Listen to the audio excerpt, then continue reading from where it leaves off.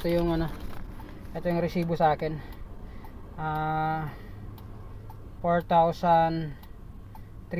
Ang ano pala niyan guys, ang service niyan, yung Prion 1.8, tapos yung hose na yon, yung pinalitan, kasama yung labor, lahat na 2.5 lahat. Ayun, bali 4,300 yung total. Comment nyo nga guys kung tama lang ba yung presyo o mahal.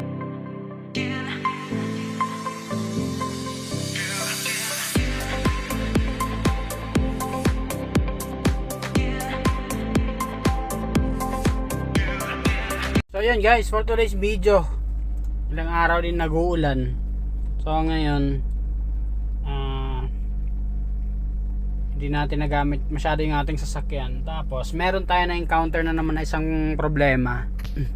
Anong nakaraan, hindi gumagana yung ating aircon. Kumbaga ano siya, pag binubuksan mo siya, kala mo ano lang siya, fan. So ngayon syempre nandito tayo sa loob ng sasakyan. Pagpasok natin, tapos halimbawa laging malakas yung ulan, pagpasok natin yan, malamig yung labas, mainit yung loob. Ngayon pag nag-stay tayo sa loob nyan, magmo-moist siya. So, hindi ko lang siya na-videohan, pero ito grabing moist nyan, paikot yan siya guys. Lahat ng bintana, halos hindi mo makita yung labas na yan. So ngayon, nung pag-check ko dito sa ating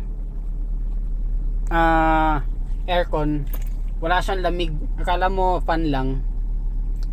So akala ko ano lang siya, walang Prion. Tapos di pumunta ako sa gumagawa ng aircon, kasi nga kailangan ko siyang gamitin kinabukasan mismo. May bagyo kasi itong mga nakaraang araw, di ba? May bagyo. So ngayon, pero kailangan ko kasi puntahan, importanteng lakad, kaya pinagawa ko siya ngayon. Tapos ito pala yung naging problema niya.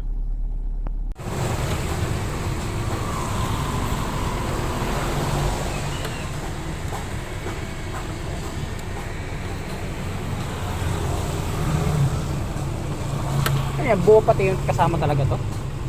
O hose lang? Ha? Yung hose lang. Hose lang. So yun guys, ito pala yung problema. Itong hose na to sa compressor, butas na. Ito itong pailalim na to. Ito, paikot. Yung hose na yan ang pinalitan hanggang dito. Ito. So ang indikasyon pala niyan, pag butas na siya, makikita mo siya dito, may mga, kung hindi mo pinupunasan yung itong ganito, makikita mo siya dyan, may mga ganito siya, parang basa na ganyan. Ito. May ganyan siya. So malala na pala kasi ito, tsaka doon na yung butas.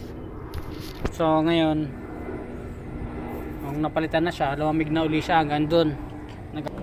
Comment nyo nga guys kung tama lang yung singil sa akin.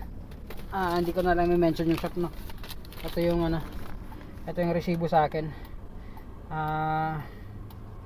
4,300. Ang ano pala niyan guys, ang service niyan, yung Prion 1.8, tapos yung hose na yon, yung pinalitan, kasama yung labor, lahat na 2.5 lahat.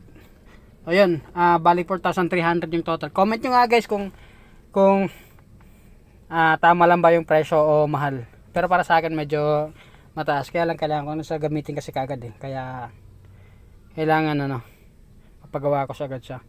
Peace.